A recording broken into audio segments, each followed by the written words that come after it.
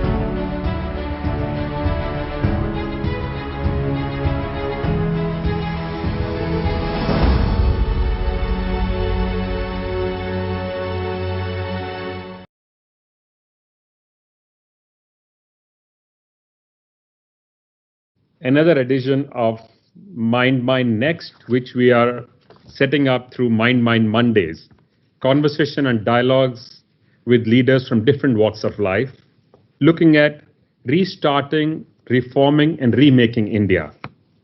You know, the popular singer Rihanna from Barbados once said that there's something special about a woman who dominates in a man's world. It takes a certain grace, strength, intelligence, fearlessness, and the nerve to never take no for an answer. We have today with us a woman who has done an amazing job in many, many different roles. India's first full-time female defense minister. Of course, we had the earlier Prime Minister as defense minister, Indira Gandhi. India's first full-time finance minister. I'm delighted to introduce a very special guest today, Mrs. Nirmala Sitharaman, Finance Minister of India. Welcome, and thank you very much for making the time to be with us today. I'm going to start. Thank you. I'm going to start with asking you a couple of personal questions, if you don't mind. You started your PhD in India, and when you went off to the UK, and I believe it was an Indo-European trade. I presume it must be useful for you somewhere now. And you got married and went off to London. I believe there you worked in sales in Regent Street. Not only did you work, apparently you were chosen as the winner of the recording the highest sales in Christmas time and won a bottle of champagne or something. Tell us a little bit about this experience. Yes, that was my first job, if I can say so. After having reached London, it was in a Habitat store which sells, all kinds of furniture, home decor materials. So it was during Christmas time, and I didn't know that there was a reward to be won, but kept up the pace of sales. And I've never been on a shop floor trying to sell things, nor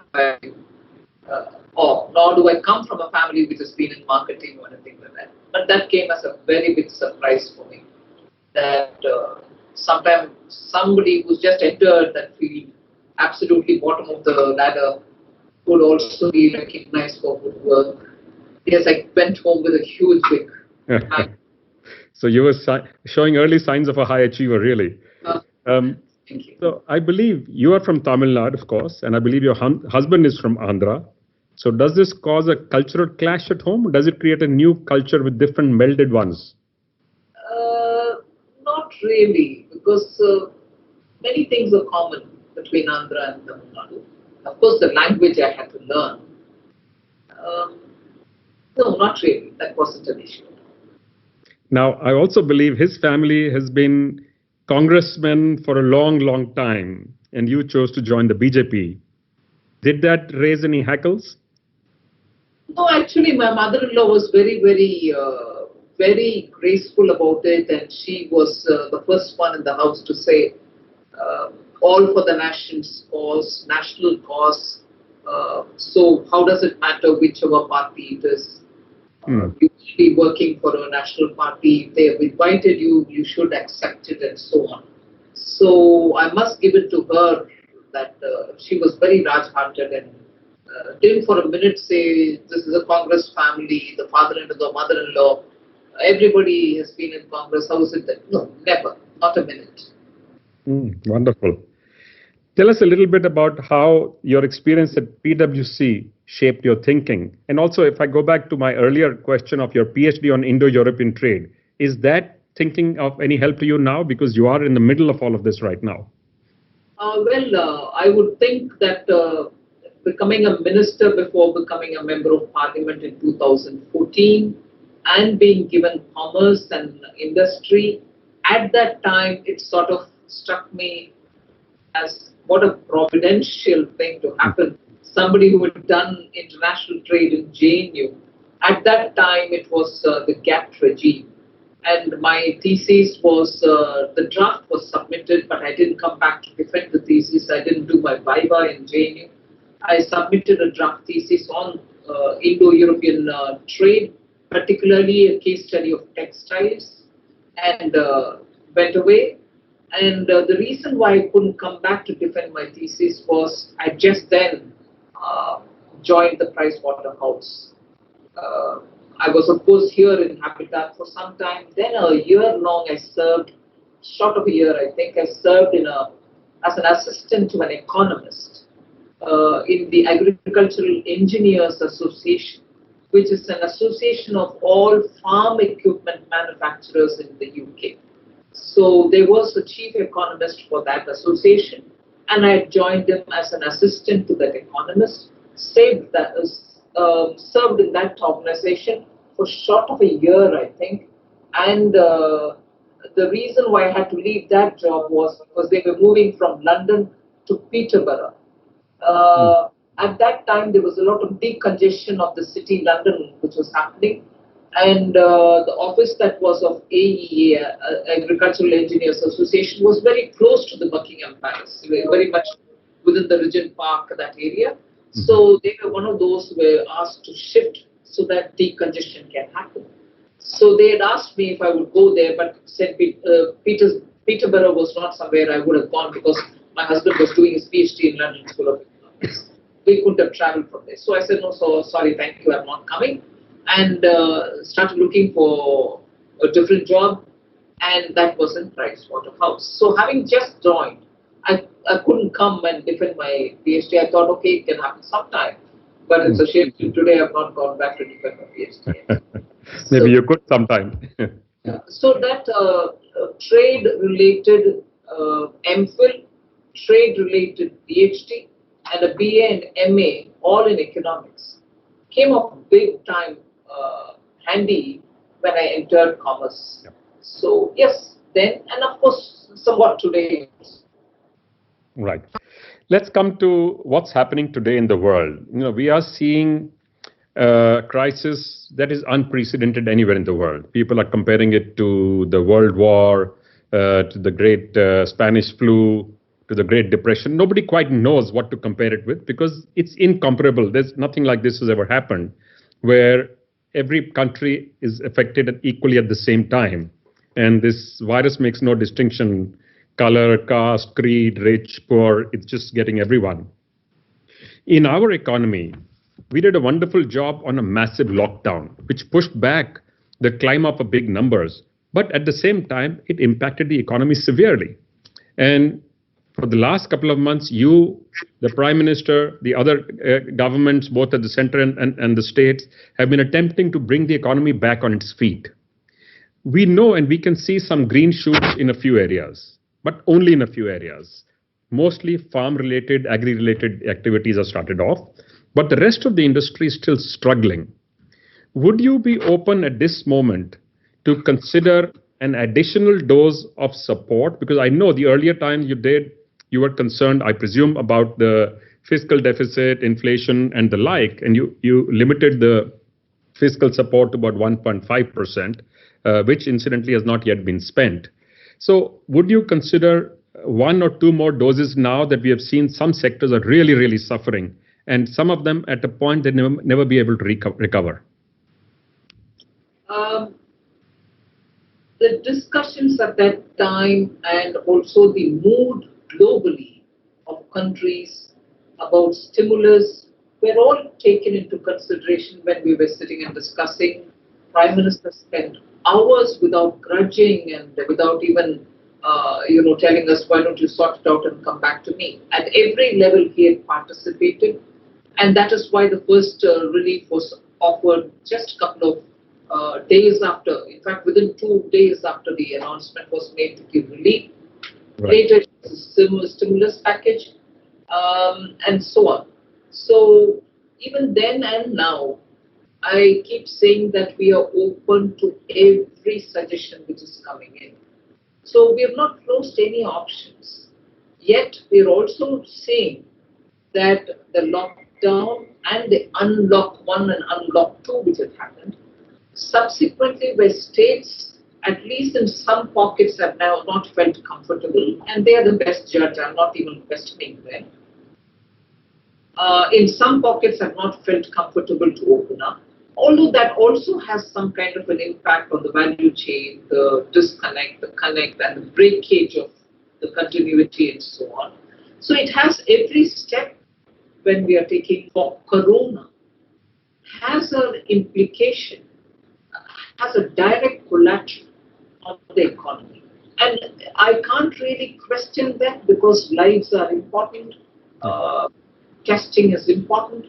So we are constantly dealing with probably one more unknown each time, saying if everything is cleared for a particular, let us say, ecosystem, Yes. you come up with something which happens in some other corner of the country, and that makes you think, oh my God, this is going to disrupt this particular sector, so we'll have to wait for that to sort out. So we are constantly dealing with that unknown number of factors, and yet seeing some green shoots. Not adequate enough to say, haha, its revival is happening. Yep. But yes, of course. So, to the long and short of what I want to convey is the interactions with industry, big, small, nano, micro, is an ongoing thing. Even as the emergency credit is being made available, and I'm releasing data per week as to how many has been sanctioned, how many has been, actually taken off, in the sense how many have been disbursed, how many sanctioned are not being disbursed because the clients don't want it, and so on.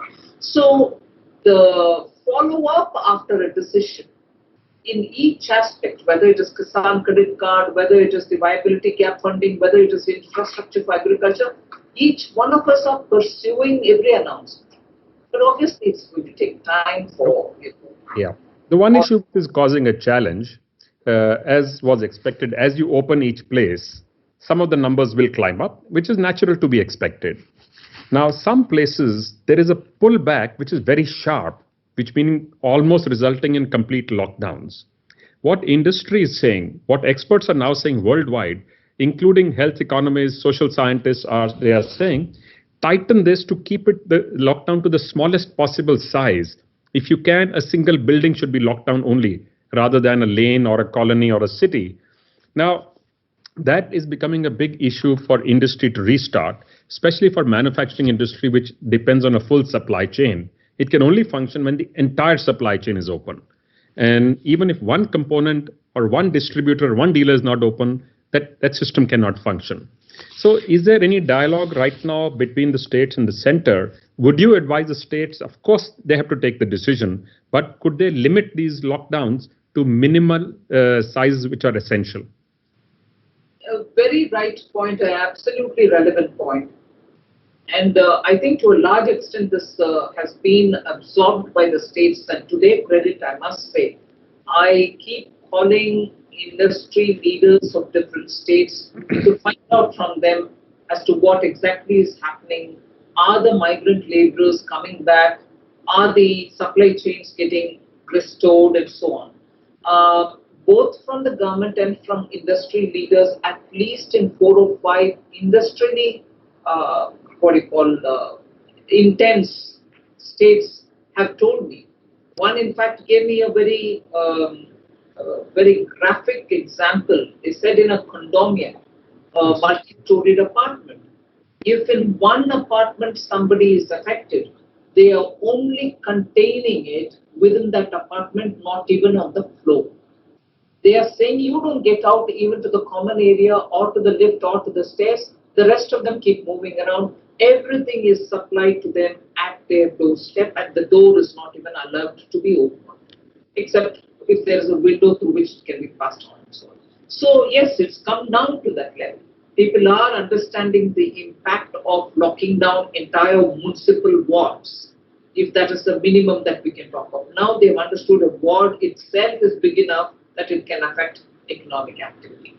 So that point has already been taken up, not just in one city, but in several of them where I'm talking from various different states. That sense of containment to the micro possible level is appreciated, and many states have adopted that. Hopefully, that will be the last resort that we can do. Right. So I'm glad to hear that, but unfortunately, it's not yet happening all over the place. You may be right in some places, but in some areas, they're still doing large-scale, colony-wise, even city-wise. As you know, 2 states announced city-wise shutdowns as well only last week. So hopefully, more and more will limit these in the future. it's clear now that part of the brunt will have to be taken by the financial system, the banking system. And it's also clear that many of our large banks are better equipped to tackle this. They've got support from RBI, from the government announcements. But what is seen is the small banks, the payment banks, the NBFCs, especially the mid-sized small ones, are still suffering and they are at sea. They may need at least one, if not two more doses of support to keep some of them afloat and keep some of them active. Because with the bargain, what started to happen is, while you get a number and you do give them out, most of the money that's being offered by as loans or even deferments. Deferments, of course, they've done across the board.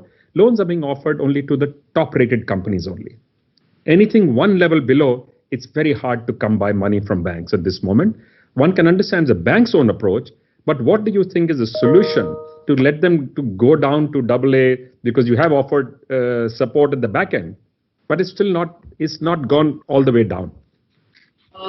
That back-end support has been very clearly announced for investment-grade companies also. Yes. And as you know, earlier we had said put all the equities, the assets, and you can give them. Now we've said even the debts could be taken up. So we are very clear in designing a product which will be of use for them and as they have desired it. Now, of course, yes, with the banks, I'm sitting and spending a lot of time saying attend to this as much as you would attend to that and so on. The small finance companies, the NBFCs, I have had one review, but I'm also planning another sooner, and that area is definitely getting increasingly given an impetus. I'm sure you will get to seeing the results in the ground.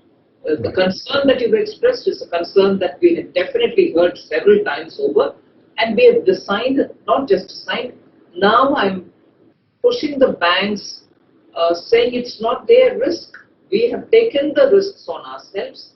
They should now facilitate the process. They will be doing it, I'm confident. I certainly hope so, because that is becoming an issue to the point. There are some sectors which are so stressed. If you look at the obvious ones, travel, tourism, aviation, many of them. And these are large employers. Tourism, as you know, is the world's largest employer. And some of these companies have gone to a stage, they may never recover already from that point. Massive job losses are taking place, even though they don't publicly announce it, but they are saying, I don't have the revenue. I don't have income. How can I just keep paying? So they're just quietly letting people go.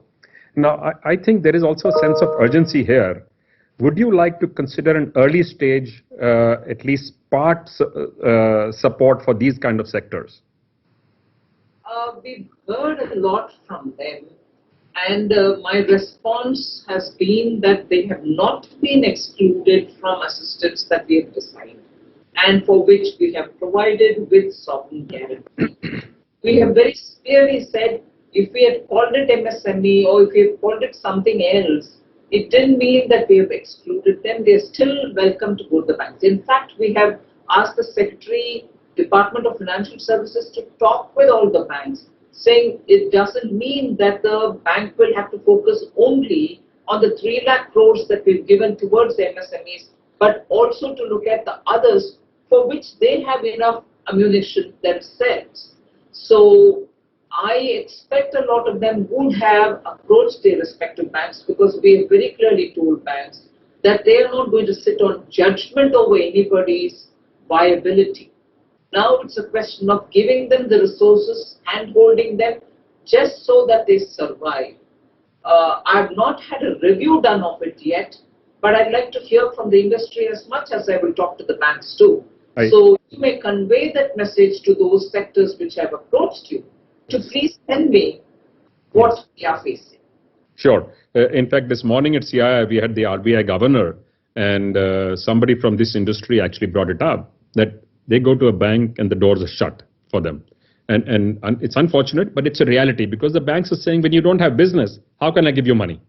So this may require the fiscal support rather than the monetary support, and you may like to consider it as I'm presuming and hoping that you have some dry powder kept for the second or the third dose of support that should come in. So one of the things that at this moment may be critical, is consumption, in some way to bring back consumption and therefore demand and therefore production. And we are seeing this interestingly, all the areas you supported at the beginning, the agri, the rural, the very poor, all of them have shown the best signs of growth right now. So tractor, sugar, fertilizer, bicycles, two-wheelers. So all of the sectors which sell in those areas are showing signs of recovery. So I think the same request which I had made to you at the beginning of this crisis is you may like now to consider a second dose of actual cash infusion directly to the middle class of India and to small and mid-sized industry, because the one through the banks will happen, but it will only be partially impactful as we are seeing. Would you like to comment on this? I'm sure your point is well taken, and I repeat, I kept all options open. Right. There is no for an answer anywhere in my list of things. I'm open to all of them, and as we go along, we will definitely keep addressing many of them. So our foreign exchange reserves are now the healthiest they've been ever in its history, 500 billion plus and growing, and they continue to grow. So which is a very satisfying feeling. And one can also see that despite the crisis that is on, and we are in a massive crisis, we on that front are actually quite comfortable. Our inflation numbers, so all the numbers which actually matter, except maybe deficit is something we will see. And as you know, Ronald Reagan used to joke that when the deficit is large enough, it's large enough to take care of itself. I hope that's the way you're looking at the deficit as well. That is large enough, it will take care of itself and will at some point come down because we do have enough economic activity as our founding of the economy. Now, would you like to consider now for India to set up two separate sovereign wealth fund kind of vehicles, like Singapore did, like the Middle East did, like Norway did, and they've benefited tremendously. Temasek and GIC are a classic example. One focused on investing globally in Singapore's interest, the other one focused on investing domestically in Singapore's interest. Now, India has a unique opportunity right now. We want to become self-dependent. The Atmanirbhar Bharat is an amazing mission. The assets are available cheap worldwide. You will also get additional funding if you set this up, because the return on money overseas is zero and minus in many countries. So is that something you'd like to consider at this stage? We do have one, in the sense, not necessarily a sovereign fund, but the NIIF was set up essentially for funding of infrastructure, and they've had some successes. They are very vibrant and active. At this stage, I don't think we've even thought about setting up a separate fund a la Temasek. But we have to see as we go along. It may be a good time to actually do so right now, because we are positioned just right. Yeah. And we are now looking to attract more investment from overseas into India, more Indian companies going global. So it's a perfect timing to promote this. You know that our Indians are hoarders of gold. Indian families, Indian housewives, Indian temples, all of them hold massive reserves of gold. We are the largest consumers of gold in the world. Would you consider a scheme where you ask people to offer their gold to the government, maybe individuals for a short time of 5 years and institutions and temples for a longer time of 25 or 30 years, give them maybe 1 or 2% return and no questions asked, allow them, and then print money against this, so that the fear of any potential of fiscal deficit becoming a burden in the future is taken away, because certainly this economy will more than recover in a few years' time.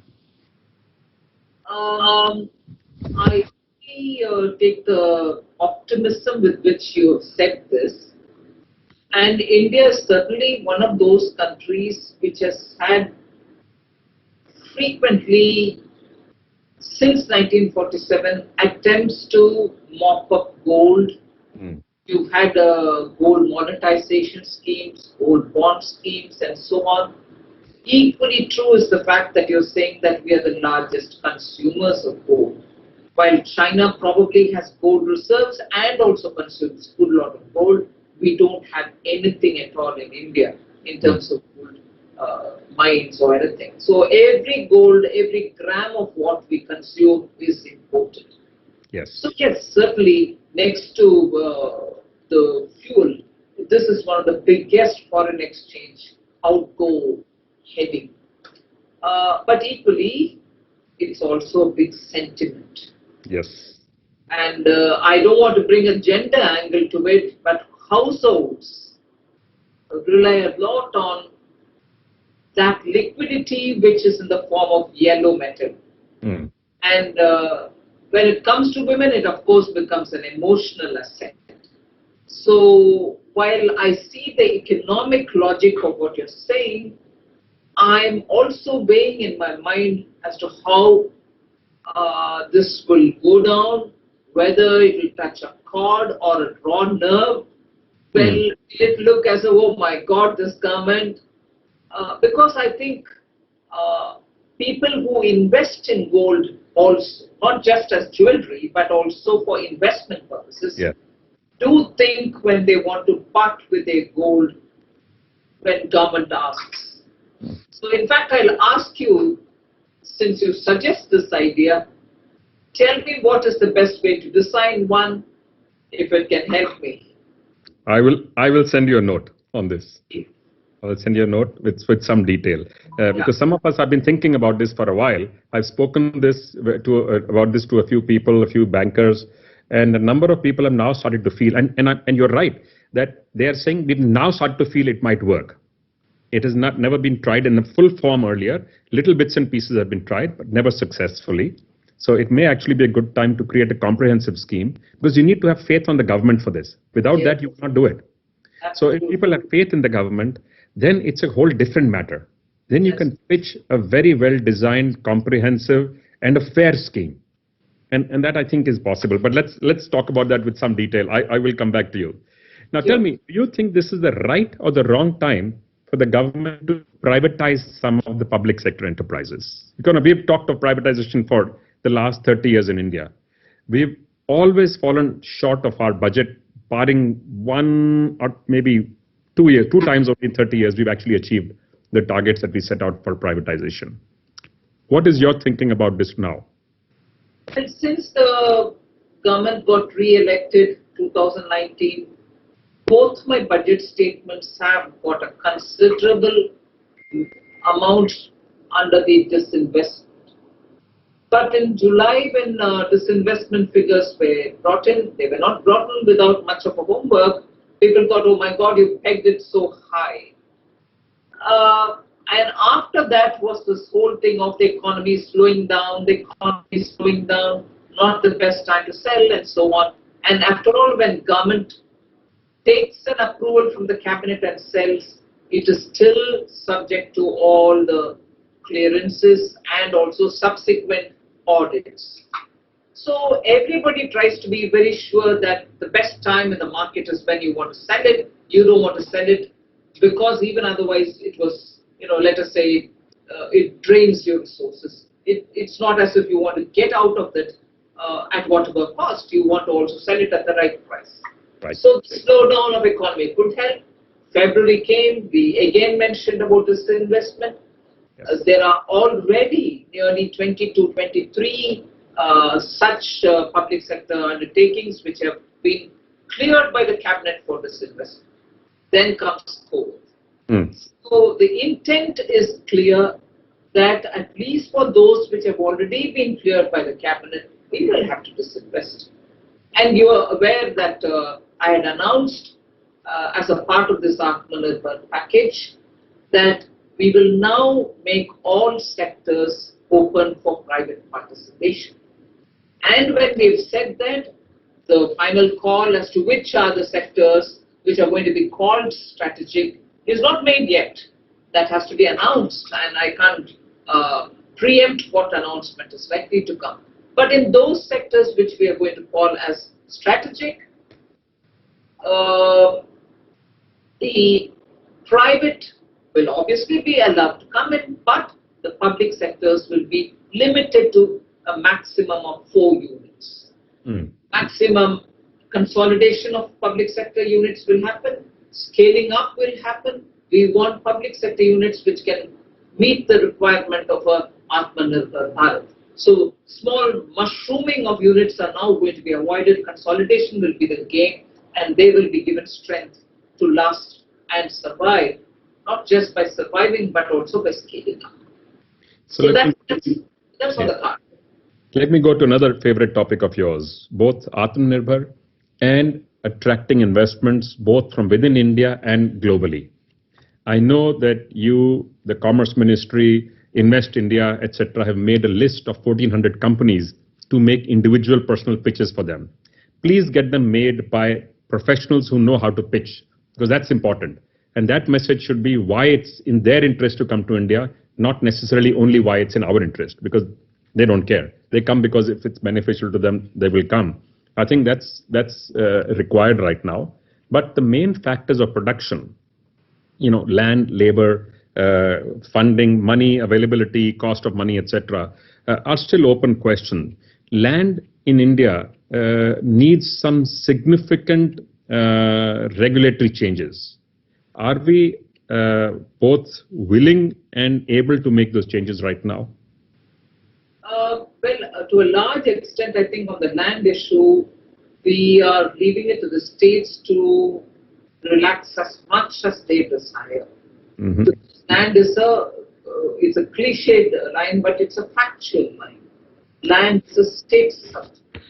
So you saw the way in which the Land Reforms Act, which happened during the last of UPA government before 2014, and post which any amount of tweaking it in favor of the farmer, at the same time getting the ease of doing business come into it, has not materialized from the center's point of view.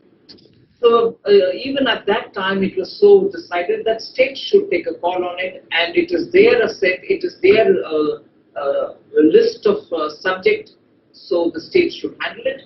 However much the persuasion from the center, from the point of view of if we want to be competitive enough, if we want industry to come and invest, if we want to develop hubs with which your economy is going to pulsate, you need to approach the land issue, any factor of production issue better. Yep. So that is something which we are engaging with the states. So if we look at the countries which have done a leading job in manufacturing, China, Japan, South Korea, Germany, France, UK, there were 2 or 3 things which were common. One, they were able to convince the labor. The government actually went and talked to labor unions, etc., about productivity. And of course, their skilling was at a much higher level. Training was at a much larger percentage of people. And second was, industry and government made most of the policies together, which impacted the economy and especially the manufacturing industry. Japan, they had MITI, which later became METI. Korea did the same thing. In all of these countries, that's been prevalent, to the extent that some of them even had members from industry become economy ministers in their countries at different times.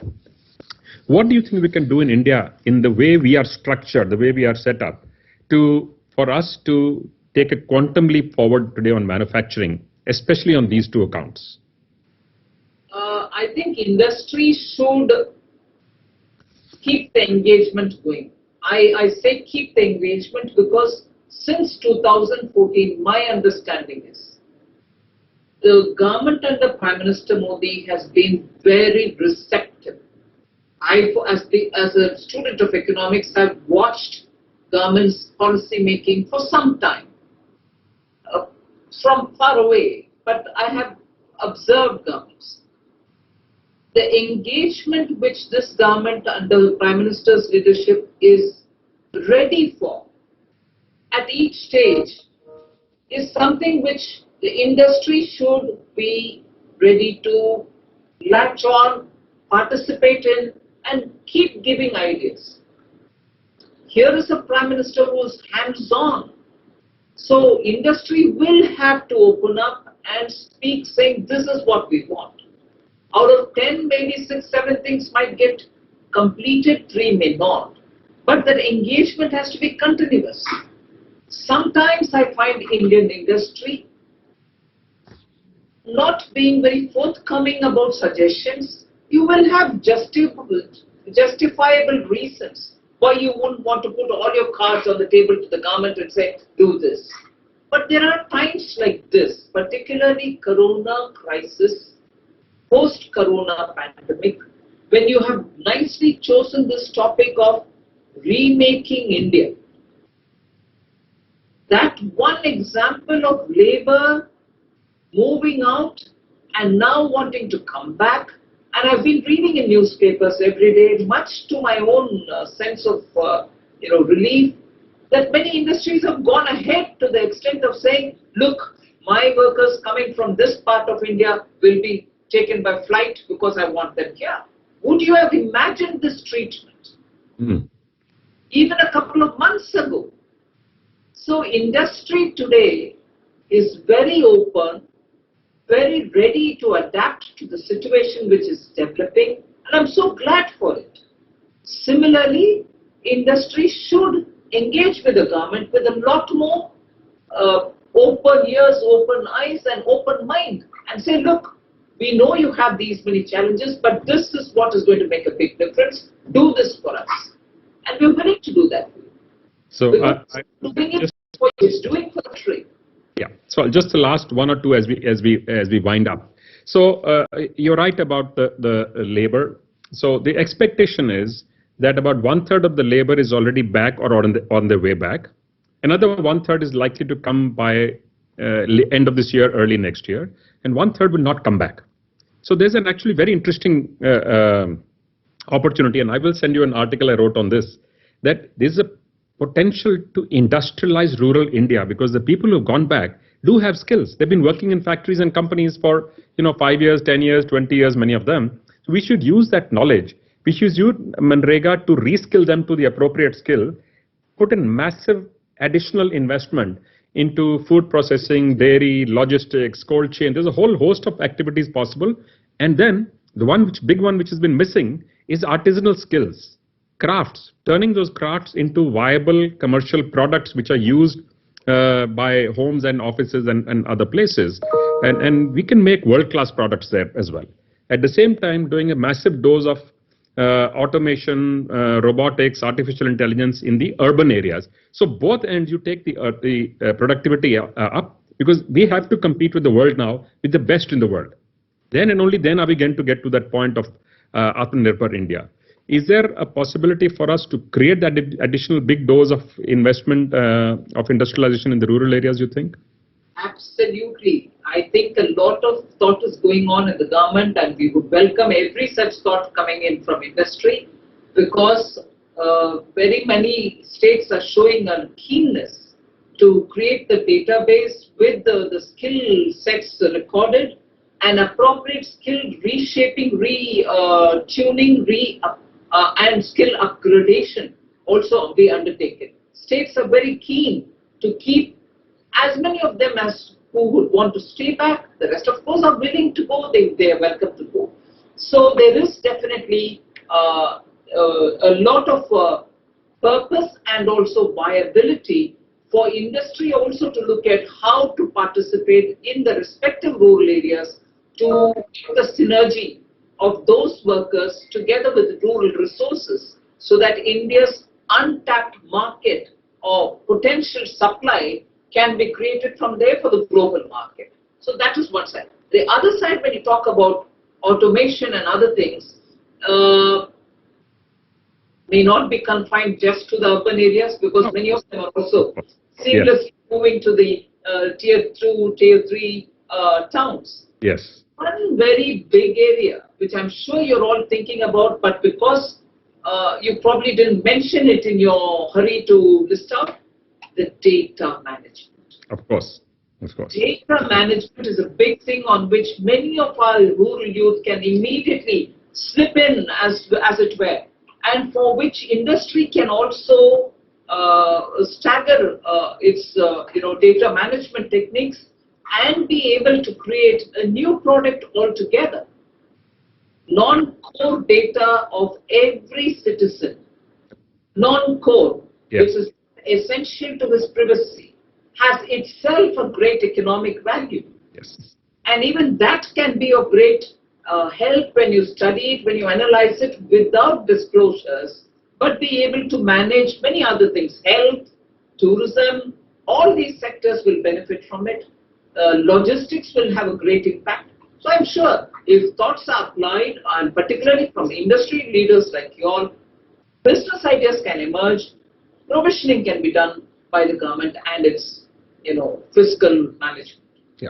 No, you're right. I did not mention actually a whole host of them, which are now, in a sense, considered the entire gig economy, the new age businesses, which are depending whether you go on genomics, you go on the healthcare, you go on tech side, you go on the high tech side. There is a whole host of opportunities out there. I did not mention those because those have been much in conversation. Some of these were kind of getting missed out. That was the reason I brought those.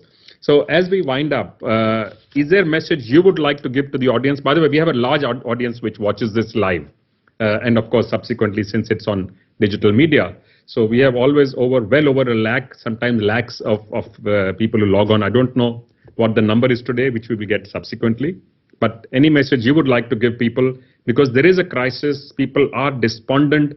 They are beginning to question, when are we going to get out of this? What can I hope to see in 6 months, in 1 year? Where am I going to be? First, I thank all of you all for having given me this opportunity. And I want to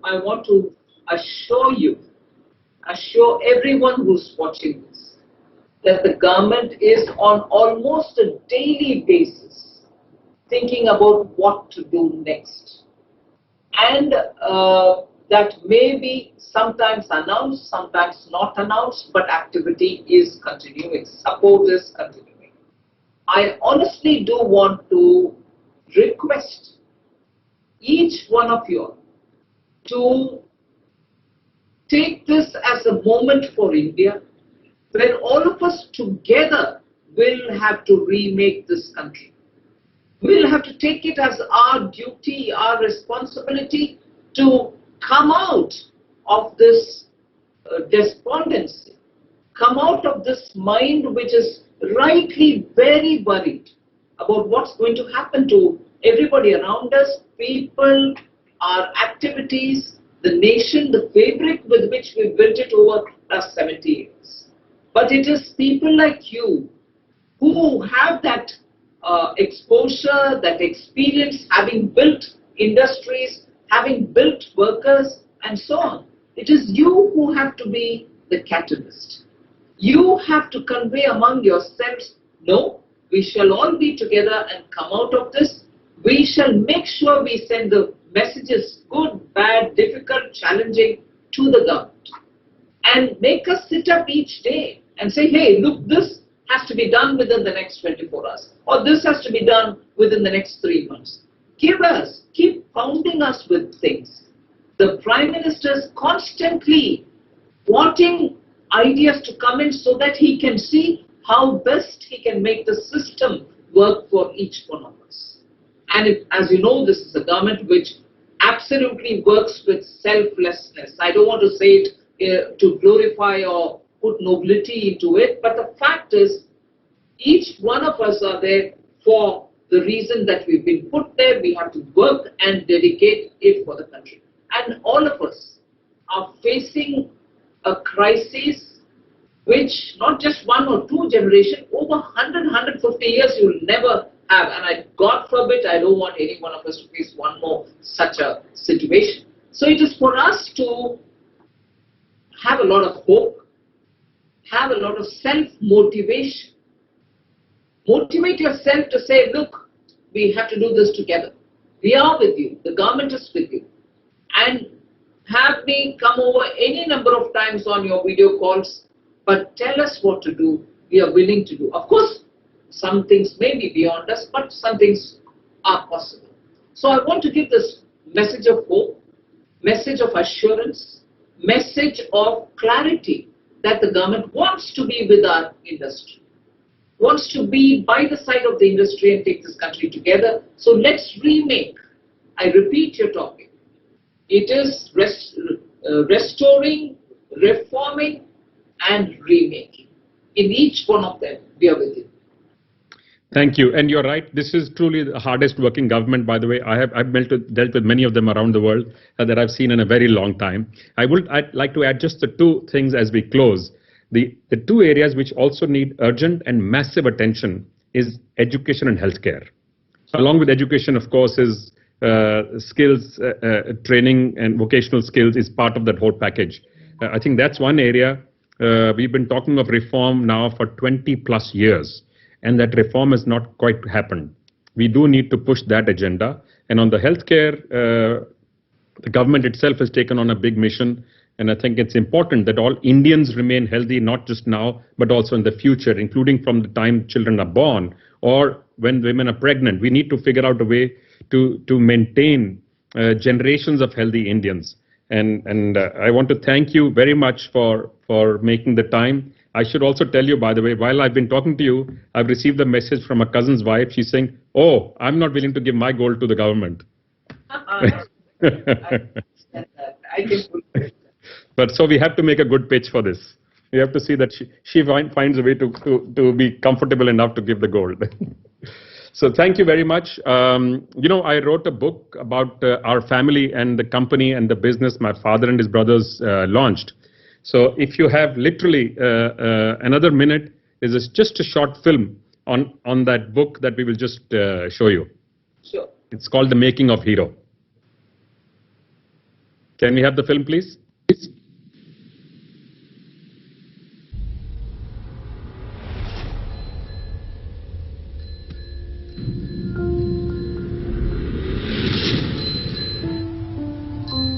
From the bylanes of Kamalia and the rugged landscapes of Quetta, they escaped to India with little more than the shirts on their backs.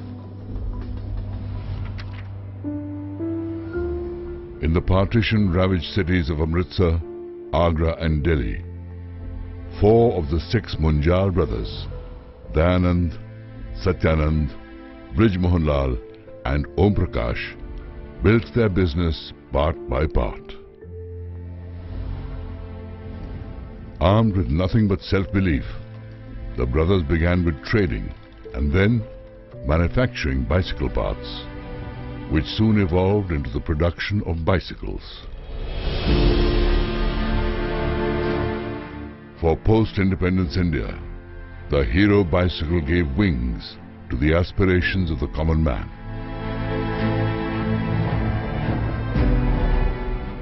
By 1986, 30 years after its inception, Hero Cycles became the largest bicycle maker in the world.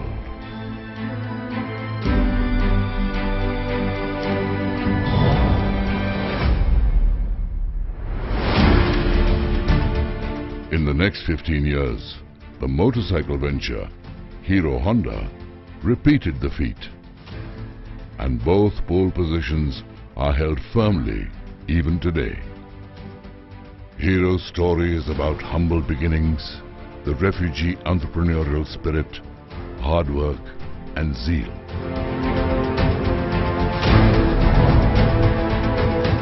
It looks at how 4 brothers with little formal education created a world-class enterprise. This is the incredible tale of a principle-driven organization that created exceptional value for a society that desperately needed transportation. How did 4 brothers with distinct personalities work like a cohesive unit and build a manufacturing behemoth? How did they synchronize their strengths? How did they resolve their differences, if any? The story goes deep inside the family spirit, the parivar, that brought together employees, customers, channel partners, suppliers and local communities to create success, welfare and well-being for millions.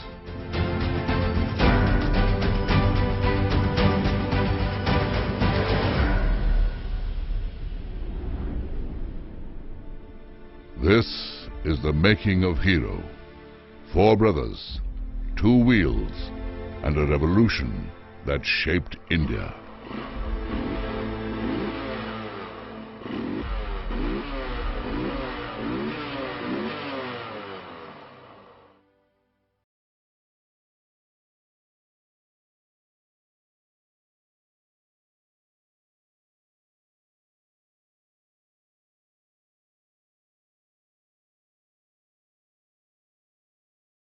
Truly enjoyed it. I hope the audience found it useful too. And as you said, we will come back to you with our suggestions and ideas, and more power to you. Hope you can keep holding up India's flag within the country and globally. Thank you very much. Thank you. Thank you for having me. Thank you.